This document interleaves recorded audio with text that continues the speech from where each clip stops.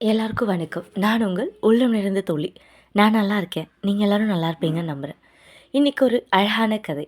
அழகான கதைன்னு சொல்றத விட, ஆரம்பம் வந்து நம்மளோட அம்மா அப்படின்னா இப்படி தான் இருப்பாங்கன்ற ஒரு பிம்பம் இருந்துச்சு.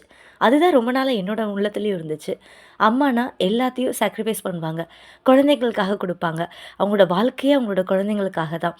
குழந்தைக்காக சமைச்சு குடுக்கறது, குழந்தைங்களுக்கு என்ன தேவையோ அத நிறைவேத்தி குடுக்கறது அப்படின்னு சொல்லிட்டு, இந்த பிம்பத்த சுக்குநூறா உடைச்ச கதை அப்படின்னு சொல்லிட்டு இந்த கதைய நான் சொல்லுவேன். ஆமா, என்னோட பிம்பங்கள உடைச்செறிஞ்ச கதை. வாங்க பார்க்கலாம்.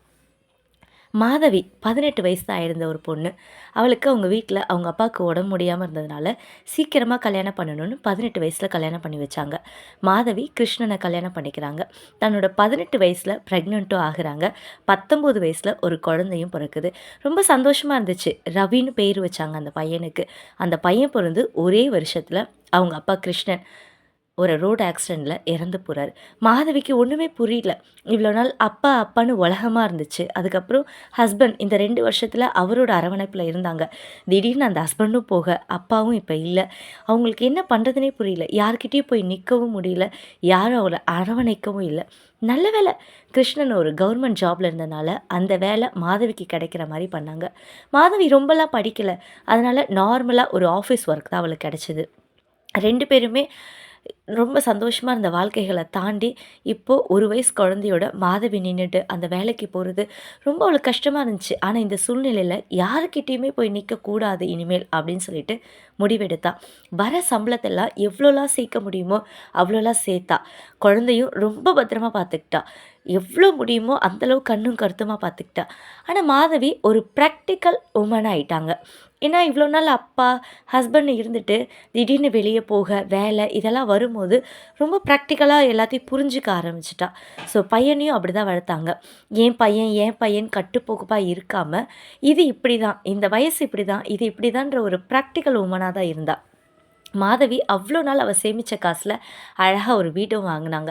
அது வந்து ஃபுல்லா சேவிங்ஸ் அமௌண்ட்னே சொல்ல முடியாது. ஸோ பாதி லோன் போட்டு, பாதி கையில இருந்த காசையும் போட்டு வாங்குனா. இதே நேரத்துல ரவியும் நல்லா வளர்ந்துக்கிட்டே வந்தான். அது வந்து ஒரு வீடுனா ஒரு அபார்ட்மெண்ட் சொல்லலாம். அவங்க 2 பேர் இருக்கிறதுக்கு அது அப்போதைக்கு கரெக்ட்டா இருந்துச்சு.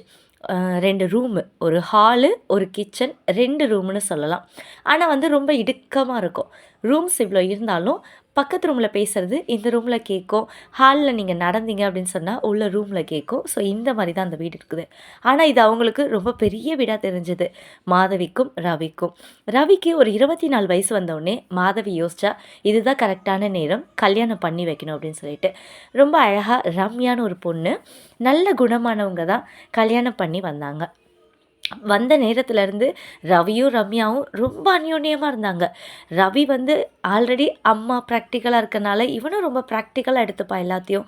ரவிக்கும் ஒரு நார்மல் ஒரு வேலை கிடைச்சது. ஸோ அடுத்தது கல்யாணம். அவனோட லைஃப் கொஞ்சம் நல்லாவே போயிட்டு ஆரம்பிச்சது.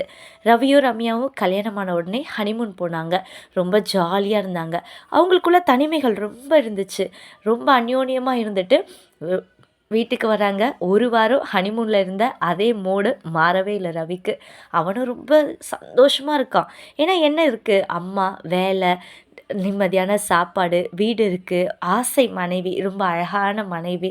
அதனால வாழ்க்கை அவனுக்கு ரொம்ப சந்தோஷமா இருக்கு. ஆனா பக்கத்து ரூம்ல இருக்க மாதவி, ரவியோட அம்மாவுக்கு கொஞ்சம் டிஸ்டர்பன்ஸா இருக்கு. ஏன் அப்படின்றது ரவிக்கு புரியல. ஆனா, அம்மாவ பாக்க ஏதோ ஒரு ஃபேஸ் டிஃப்ரெண்ட்டா இருக்கு. அவங்களுக்குள்ள ஏதோ ஒரு கலக்கம் இருக்குன்றது தெரியுது. "என்னம்மா என்னாச்சு? ஏன் இப்படி இருக்கீங்க?" அப்படின்னு சொல்லிட்டு. "ஒண்ணும் இல்லடா, நான் நல்லா தான் இருக்கேன்." அப்படின்னு சொல்லிட்டு டெய்லி வேலைக்கு போறாங்க, நைட்டு வராங்க. இது ரவியும், ரம்யாவும் ஹனிமூன் முடிச்சு வந்த 1 வாரத்துல நடக்க ஆரம்பிக்குது. அன்னைக்கு நைட்டு ஈவினிங் மாதவி வேலை முடிச்சுட்டு வந்த உடனவே, ரவியும், ரம்யாவையும் கூப்ட்டு, "இந்த மாரி உனக்கு கல்யாணம் ஆயிடுச்சு. நீ உன்னோட லைஃப் பார்த்துக்கோ. நான் வந்து ஆஃபீஸ்க்கு நியர்பை ஒரு ஹாஸ்டல் பார்த்துருக்கேன். ஒரு வுமன்ஸ் ஹாஸ்டல். அங்க நான் ஸ்டே பண்ணிக்கிறேன்." அப்படின்னு சொன்னோனே, ரவிக்கும், ரம்யாவுக்கும் தூக்கி போட்டுச்சு. "அம்மா என்னம்மா சொல்றீங்க? ஹாஸ்டல், வுமன்ஸ் ஹாஸ்டலா? நீங்க ஏம்மா அங்க போய் இருக்கணும்?" அப்படின்னு சொல்லிட்டு. "இல்லடா, எனக்கு கொஞ்சம் ஸ்பேஸ் தேவைப்படுது. நான் போயிட்டு அந்த வுமன்ஸ் ஹாஸ்டல்ல ஸ்டே பண்ணிக்கிறேன். எனக்கு எந்த பிரச்சனையும் இல்ல. ரவி எவ்வளோ சொல்லி பார்க்குறான், "அம்மா வேண்டாம்" அப்படின்னு சொல்லிட்டு. ரம்யாவும் அவளோட பங்குக்கு சொல்ல ஆரம்பிக்கிறா. "வேண்டாம் அத்த, நான் இப்ப தான் கல்யாணம் ஆயிட்டு வந்திருக்கேன். இப்ப நீங்க அந்த மாரி போனீங்க அப்படின்னு சொன்னா, நம்மளுக்குள்ள எந்த பிரச்சனையும் இல்லன்றது நம்மளுக்கு தெரியும். ஆனா வெளிய எல்லாரும் என்ன சொல்லுவாங்க, புது மருமக வந்துட்டா, இந்த மாரி பிரிச்சுட்டா அப்படின்னு சொல்லி சொல்லுவாங்க. வேண்டாம் அத்த அப்படின்னு சொல்லிட்டு அவளும் எவ்வளவோ சொல்றா. ரவியும் எவ்வளோ சொல்லி பார்க்குறான். இல்லடா, இன்னைக்கு நைட்டு இதுதான் முடிவு. நான் இன்னும் ஒரு வாரத்தில நான் போயிடுவேன் அப்படின்னு சொல்லிட்டு. அதுக்கப்புறம் ரம்யாவும், ரவியும் அவங்க ரூம்ல போய் ரெஸ்ட் எடுக்குறாங்க. ஆனா, அவங்க அங்க பேசுற சத்தம், அங்க நடக்கிற சத்தம் எல்லாமே வந்து பக்கத்து ரூம்ல மாதவிக்கு கேட்குது. என்ன பண்றது? அப்படின்னு புரியாம மாதவி லைட்ட ஆஃப் பண்ணிட்டு, அவ பாட்டுக்கு தூங்க ஆரம்பிக்கிறா. ஆனா தூக்கமே இல்ல. 1 வாரம் ஆக ஆரம்பிக்குது. திடீர்னு மாதவி சொல்றா, "இந்த மாரி ஹாஸ்டல்லாம் நான் பார்த்துட்டேன். நான் கிளம்ப போறேன்" அப்படின்னு சொல்லிட்டு. இன்னும் ஒரு 2 டேஸ் தான் நான் கிளம்பிடுவேன்னு. ரவிக்கு ஒண்ணும் புரியல. "அம்மா ஏம்மா இப்படி பண்றீங்க? எதுக்கும்மா? நீங்க தேவையில்லாதத பண்றீங்க. நீங்க நான் கல்யாணம் ஆயிடுச்சு. இன்னும் 1 வருஷம் இருங்க. எப்படியும் பேர குழந்தைங்கலாம் வந்துரும். நீங்க வேலைய ரிசைன் பண்ணிடுங்க. பேர குழந்தையெல்லாம் கொஞ்சிக்கிட்டு வீட்ல இங்க ஜாலியா இருக்கலாம் எல்லாருமே சேர்ந்துட்டு. உங்களுக்கு ஏதாவது பிரச்சனையா? ரம்யா ஏதாவது சொல்லிட்டாளா?" இல்லடா, ரம்யாலாம் எதுவுமே சொல்லல. அவ நல்ல பொண்ணு தான். எனக்கு கொஞ்சம் ஸ்பேஸ் தேவைப்படுது. அவ்வளோதான் அப்படின்னு சொல்லிட்டு முடிக்கிறாங்க. இதுக்கு நடுவுல ரம்யா பக்கத்து ரூம்ல இருந்து ரவிய கூப்பிடுறா. "ரவி" அப்படின்னு சொல்லிட்டு. இந்த சின்ன சத்தம் போதும். கல்யாணம் இப்ப தானே முடிஞ்சிருக்கு. ஒரே 1 மாசம் தான் ஆயிருக்கு. அதனால ரவிய கூப்பிட்ட உடனே ரம்யா பக்கத்துல வந்து நின்னுக்கிறான். அதுக்கப்புறம் அவங்களோட காமங்கள், காதல்கள் எல்லாமே ஆரம்பிக்குது.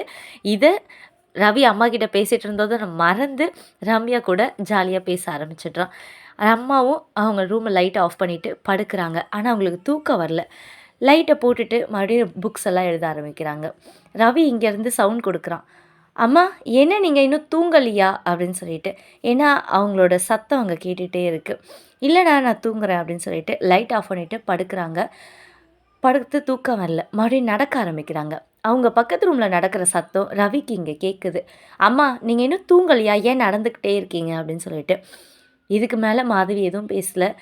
அமைதியா வந்து பெட்ல படுத்தாங்க. ஆனா பெட்ல படுத்தது தான். தூங்குனாங்களா? கிடையவே கிடையாது. அவங்களோட தூக்கம் என்னமோ இல்லாம போகுது. ரவிக்கு ஒண்ணும் புரியல. அடுத்த நாள் காலையில மாதவி கடைக்கு போயிருக்காங்க. திங்ஸ் எல்லாம் வாங்கிட்டு வந்துடுறேன் அப்படின்னு சொல்லிட்டு. ரம்யாவும் ரவியும் வீட்ல இருக்கிறாங்க. அந்த நிமிஷத்துல கதவு சாத்தல. அத அவங்க கவனிக்கவே இல்ல. சின்ன சின்ன பசங்க தானே. அவங்களோட ஊடல்கள் ஆரம்பிக்குது அந்த நேரத்துல. இது தெரியாம அவங்களோட மாதவி இருக்காங்கல்ல, அவங்களோட ஃப்ரெண்ட் கோதை வந்து கதவ நேரா தொறந்துட்டு உள்ள வந்துடுறாங்க. ரவியும் ரம்யாவும் கொஞ்சம் அந்யோன்யமா இருக்காங்க. அத பார்த்தோனே அவங்களுக்கு ஒரு மாரி ஆயிடுது. வெளிய டக்குன்னு போயிடுறாங்க. "சாரிப்பா சாரி. நான் கதவு தட்டிட்டு வந்திருக்கணும். நான் ஏதோ ஒரு இதுல வந்துட்டேன்" அப்படின்னு சொல்லிட்டு. ரவிக்கும் ரம்யாவுக்கும் ரொம்ப ஒரு மாரியா இருக்கு. சரி இருந்தாலும் வீட்டுக்கு வந்தவங்கள உபசரிக்கணும்ல. ரவி வெளிய போயிட்டு, "வாங்க ஆன்டி நல்லா இருக்கீங்களா?" அப்படின்னு சொல்லிட்டு கேட்குறான். "நான் நல்லா இருக்கேன்ப்பா. நீ நல்லா இருக்கியா? எப்பா உன்ன உங்க அப்பாவ பார்த்த மாரியே இருக்கு. தாடி மட்டும் இருந்துச்சு அப்படின்னு சொன்னா, உங்க அப்பாவ பார்த்த மாரியே தான் இருக்கும். அப்படியே அச்சஸ் எல்லாம் உங்க அப்பாவு மாரியே இருக்கு" அப்படின்றாங்க. "ஆமா ஆன்டி. அம்மா கூட நெறைய டைம் சொல்வாங்க. நீ அப்படியே அப்பாவு மாரி இருக்க" அப்படின்னு சொல்லிட்டு. நானும் நெறைய டைம் ஃபோட்டோல பார்க்குறேன்ல, அப்படியே அப்பாவு மாரியே தான் இருக்கேன். எனக்கே தோணுது. சரி, சரி. அப்படின்னு சொல்லிட்டு ரவிக்கு இப்ப தோணுது. அம்மாவோட பெஸ்ட் ஃப்ரெண்ட் இவங்க. இவங்க கிட்ட கேட்டா என்னன்னு சொல்லி ஆன்சர் கிடைக்குமே அப்படின்னு சொல்லிட்டு யோசிக்கிறான். அந்த நேரத்துல மாதவி கீழ திங்ஸ் எல்லாம் எடுத்துட்டு வராங்க. ரம்யா நான் போய் வாங்கிட்டு வந்துடுறேன் அப்படின்னு சொல்லிட்டு கீழ இறங்கி போறா. இந்த நேரத்த யூஸ் பண்ணி ரவி கேட்குறான். ஆன்ட்டி எங்க அம்மா வுமன்ஸ் ஹாஸ்டல் போறேன்னு சொல்லி சொல்றாங்க. வேற எந்த பிரச்சனையும் வீட்ல இல்ல. ஏன் எங்க அம்மா அப்படி போறாங்க? அப்படின்னு சொல்லி கேட்கும்போது, இல்லப்பா, அவங்களுக்கு ஒரு ஸ்பேஸ் தேவைப்படுதுல்ல." "என்ன ஆன்டி ஸ்பேஸ் தேவைப்படுது? நீங்களும் எங்க அம்மா மாரியே பேசுறீங்க." "என்ன ஸ்பேஸு? அவங்களுக்கு தனி ரூம் இருக்கு. இதோ நாங்கலாம் கல்யாணம் ஆயிடுச்சு. வீட்ல இருக்கலாம் இனிமேலு. நான் வேலைக்கு போறேன், சம்பாரிக்கிறேன். இவ்வளோ நாள் கஷ்டப்பட்டாங்க. இனிமேல் வீட்ல நிம்மதியா இருக்கலாம்ல." அப்படின்னு சொல்லும்போது, கோதைக்கு இவன் அவங்கள அம்மாவ மட்டும் தான் பார்க்குறான். ஒரு பெண்ணா பார்க்கலையோ அப்படின்ற ஒரு எண்ணம் வருது. ஆனா இத பளிச்சுன்னு கோதை ரவிக்கிட்ட சொல்றதுக்கு தயக்கமா இருக்கு. வாய் வரல. இருந்தாலும் கோதை சொல்ல வராங்க. "இல்லப்பா, நீங்களும் சின்ன சின்ன பசங்க, நீங்க சந்தோஷமா இந்த வீட்ல இருப்பீங்கல்ல, அவங்க வந்து அவங்களுக்கு உண்டான ஸ்பேஸு தனியா போய் இருக்கட்டுமே அப்படின்னு சொல்லிட்டு, இன்னும் கொஞ்சம் நாசூக்கா சொல்லி பார்க்கும்போது, "என்ன ஆன்ட்டி சின்ன சின்ன பசங்க எங்களுக்கு ஸ்பேஸ் வேணும். எங்களுக்கு தான் ரூம் இருக்குல்ல. நாங்க தனியா தான் இருக்கிறோம். நல்லா ஜாலியா இருக்கு. அம்மாவும் வேலைய விட சொல்றேன். என்னோட பேர, பேத்திங்க எப்படியும் இன்னொரு 1 வருஷம் 2 வருஷத்துல அழகா வீட்டுக்குள்ள 2 குழந்தைங்க வருங்க. நல்லா விளையாடிட்டு ஜாலியா பார்ட்டியா அவங்க என்ஜாய் பண்ணலாம்ல" அப்படின்னு சொல்லும்போது, கோதை ரவிய நிமிர்ந்து பார்க்குறா. இந்த பையனுக்கு நான் எப்படி சொல்லி புரிய வைக்கிறது? இவன் மேல தப்பில்ல. ஆனா புரிஞ்சுக்கிற இடத்துலயும் இல்ல. அப்படின்னு சொல்லிட்டு கொஞ்ச நேரம் அமைதியாயிட்டு, அதுக்கப்புறம் பொறுமையா சொல்லி புரிய வைக்கிறா. அப்பா, நீ வந்து பொறக்கும்போது உங்க அம்மாவுக்கு 19 வயசு. அதாவது 18 வயசுல கல்யாணமாயி 19 வயசு ஒரே வருஷத்துல உங்க அப்பா இல்லாம போனாரு. ஒரு பெண் எந்த நேரத்துல நல்லா சந்தோஷமா வாழணுமோ, அந்த இடத்துல வாழ முடியாம, நீ பொறந்ததுனால உன்னை மட்டுமே வாழ்க்கையா நெனச்சு வாழ்ந்துட்டு இருந்தா. இப்போ உனக்கும் கல்யாணம் ஆயிடுச்சு. நீ இந்த ரூம்ல இருக்க, அவங்க அந்த ரூம்ல இருக்காங்க. நீ இங்க பேசினாலும் அங்க கேட்குது. எல்லாமே உனக்கு புரியுதுல்ல அப்படின்னு சொல்லி கேட்கும்போது, அப்பதான் ரவிக்கு கொஞ்சம் கொஞ்சமா புரிய ஆரம்பிக்குது. அவன் அம்மா அப்படின்ற ஒரு எண்ணத்திலேயே இவ்வளோ நாள் இருந்ததுனால, அம்மா தானே வேலைய லீவ் போடட்டும், வேலைய விடட்டும், பேர குழந்தைங்கள பார்த்துக்கட்டும், இந்த மாரி ஒரு மைண்ட் செட்ல இருந்துட்டு, லாஸ்ட்ல அவங்களோட ஃப்ரெண்டு சொல்லும்போது தான் புரியுது. ஓ! அம்மாவுக்கு இப்படியும் எண்ணங்கள் இருக்குமா? அப்படின்ற மாரி கேட்குறான். அத கோதை ரொம்ப அழகா சொல்றாங்க. இது வந்து தப்பான எண்ணங்கள் கிடையாதுப்பா. அவளுக்கு இப்ப 43 வயசு தான் ஆகுது. நீ 19 வயசுல பொறந்த. இப்போ உனக்கு 24 வயசு ஆகுது. ஸோ 43 வயசுன்றது ரொம்ப பெரிய வயசுலாம் கிடையாது. ஒரு 70, 80 வயசு கிடையாது. அவளோட வாழ்க்கை இன்னும் வாழவே இல்ல. இந்த நேரத்துல நீங்க ரொம்ப சந்தோஷமா இருக்கிறது அவளுக்கு சந்தோஷம் தான். இருந்தாலும் அவளுக்குள்ளேயும் ஒரு பெண்மை இருக்கு. அத நீங்க என்னைக்கு உணர்றீங்களோ, அன்னைக்கு தான் உங்க அம்மாவுக்கும் வாழ்க்கை இருக்குன்னு நெனைக்கணும். சரிங்களா?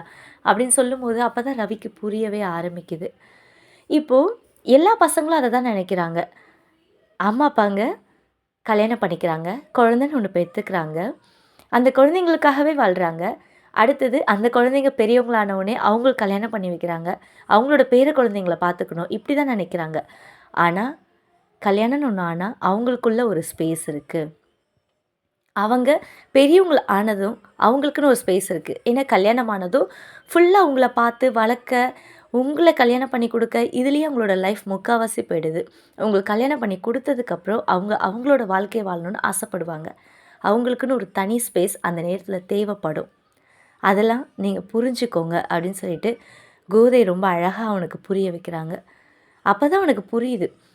ஆமால்ல, அம்மா 18 வயசுல கல்யாணம் ஆயிட்டு, 19 வயசுல கணவர இழந்து, இவ்வளோ நாள் எனக்காக மட்டுமே வாழ்ந்து, எனக்கு அழகான ஒரு வேலைய வாங்கி கொடுத்து, எனக்கு கல்யாணம் பண்ணி குடுத்துட்டு, எல்லாமே எங்களுக்காகவே இருந்திருக்காங்க. அவங்களுக்காக எதுவுமே பண்ணதில்லன்னு தோணும்போது தான், ரவிக்கு வாழ்க்கையோட எதார்த்தம் புரியுது. ஆமாம், அம்மானா எல்லாமே சாக்ரிஃபைஸ் மட்டும் கிடையாது. அம்மாவுக்கும் வாழ்க்கை இருக்கு, உலகம் இருக்கு, அவங்களுக்கும் ஆசை பாசம் எல்லாமே இருக்கு அப்படின்னு சொல்லிட்டு. அந்த நேரத்தில் புரிஞ்சுக்கிறான். அம்மா உள்ளே வராங்க. வந்ததும் அம்மாவை பார்த்துட்டு, "என்னைக்குமா நீங்கள் ஹாஸ்டல் கிளம்ப போகிறீங்கன்னு?" கேட்குறம்போது, அம்மாவுக்கே கொஞ்சம் வியப்பாக இருக்குது. பக்கத்தில் இருக்க ரம்யாவுக்கு இன்னும் ஆச்சரியமாக இருக்குது. என்ன இந்த மனுஷன் இப்படி கேட்குறாரேன்னு. அம்மா சொல்கிறாங்க, "இன்னும் 2 நாளில் கிளம்புறேன்" அப்படின்னு. கோதை ஆண்டியை பார்க்குறான். அவங்க மன முளர்ச்சியோட, அவங்களோட முக முளர்ச்சியோட வெளியே கிளம்பி போகிறாங்க. மாதவி சந்தோஷமாக அவளோட ரூம்குள்ளே போகிறா. ரம்யா எதுவுமே புரியாமல் நிற்கிறா. ரவி அப்போ தான் புரிஞ்சுக்கிறான். அம்மானா நம்மளுக்கு எல்லாத்தையும் விட்டு கொடுத்து அவங்களோட வாழ்க்கையை நம்மளுக்காக அர்ப்பணிக்கிறவங்க கிடையாது. நம்மளை இந்த பூமிக்கு கொண்டு வராங்க, நம்மளையும் ஆளாக்குறாங்க, நம்மளோட ஆசைபாசங்கள் எல்லாத்தையும் நிறைவேற்றுறாங்க. ஆனால் அவங்களுக்குன்னு ஒரு லைஃப்பும் இருக்குது அப்படின்றத அந்த நிமிஷத்தில் உணர்ந்துடுறான். பல பேர் இப்படி தான் அவங்க அம்மா அப்பாவை புரிஞ்சிருப்போம். இந்த கதை கேட்ட உடனே எனக்குள்ளே நிகழ்ந்த மாற்றம் உங்களுக்குள்ளே நிகழும்னு நினைக்கிறேன். கதை எப்படி இருந்துச்சுன்னு கமெண்ட் பண்ணுங்கள். நெக்ஸ்ட் வீடியோவில் பார்க்கலாம். சப்ஸ்கிரைப் பண்ணிக்கோங்க. அப்போ தான் நான் போடுற வீடியோஸ் எல்லாம் உங்களுக்கு வரும்.